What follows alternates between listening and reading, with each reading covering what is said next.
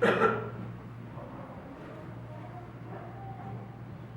most unique graduation speech all of you in this room ever heard. I know, because unless you were 21, 22, 23 years old, you wouldn't have been in the room when the unique presenter stood up, took his cigar out of his mouth, and said to the graduating class, never, never, never give up. You've all heard it because I see your heads nodding up and down. And I know it's not bobblehead night, so it must be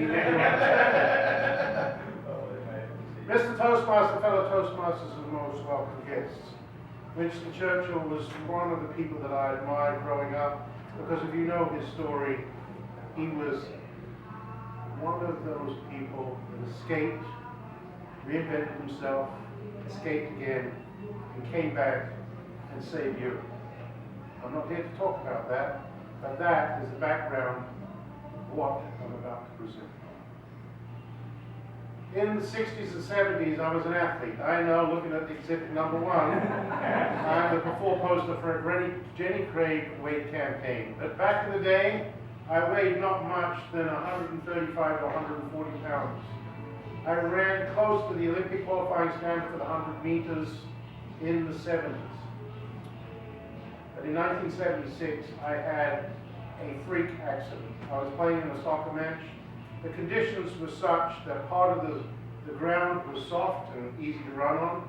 Some had ice on it that you couldn't see, and some had ice and snow. And I ran up and I jumped up for a ball, twisted in midair, and I landed on ice that was just below the ground, and I had a knee injury. Now this was very inconvenient because I was just about to sign to play for a semi-pro club not far from my house until they moved to the other side of town. I didn't get that opportunity right there and then. In fact, for the next 6 months I was doing this, and I couldn't get an operation until June of that year. But what I did do is I did physiotherapy by myself every day. See, physiotherapy back in the 70s was, I'm going to a physiotherapist, don't tell anybody. Because it was backroom stuff. In fact, if you went to a chiropractor, you didn't even mention it because nobody believed you. Now you're all rushing off to them and you're getting this done and that done. But back in the day, it was not good. I had the operation in June of 1976, and I was the 4th person who had arthroscopic surgery in England in 1976. Hole above the knee, hole below the knee, put in a couple of tubes, fill it up with water, go in with like a jaw. It was do this business inside your knee, and it would take away whatever it needed to take. The doctor told me, or the surgeon told me, you will never play again. And here's the meat and potatoes of the story.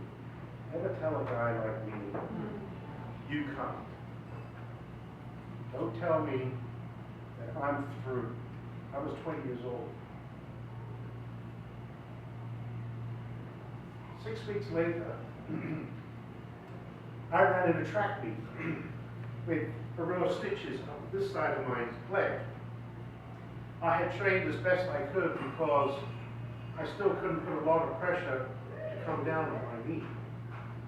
There were 17 runners in that race. I had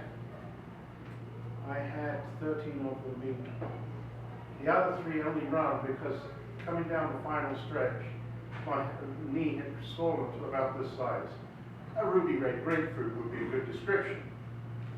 And I couldn't pass the other 3, and I finished the second behind. The next day I went back into the Hampstead General Hospital, old Victorian hospital, with beautiful portals to go from one section to another. Dr. Colin Madrick took one look at me, saw the knee, and I've never heard a surgeon swear at the top of his lungs in front of 250 patients, but I got it good and proper.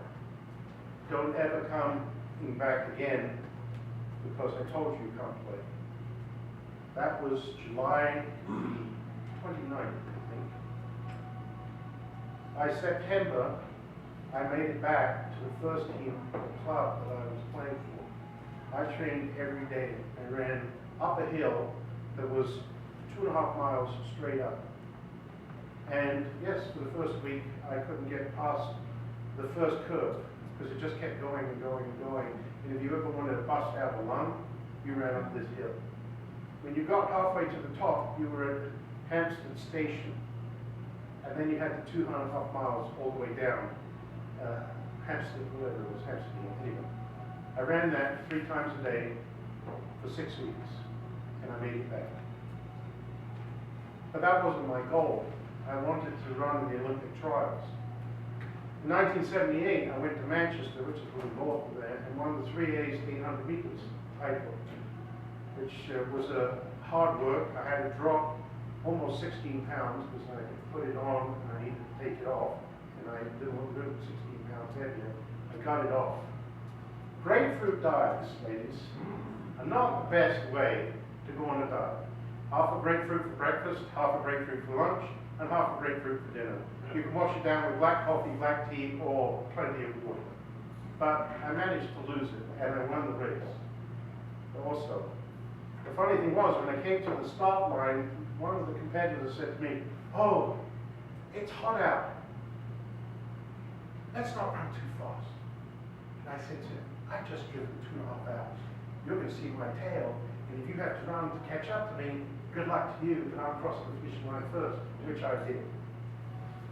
But I still hadn't reached my goal. I wanted to run in the Olympic trial. If I didn't win, if I didn't even make it, I wanted to be able to say that I had done it.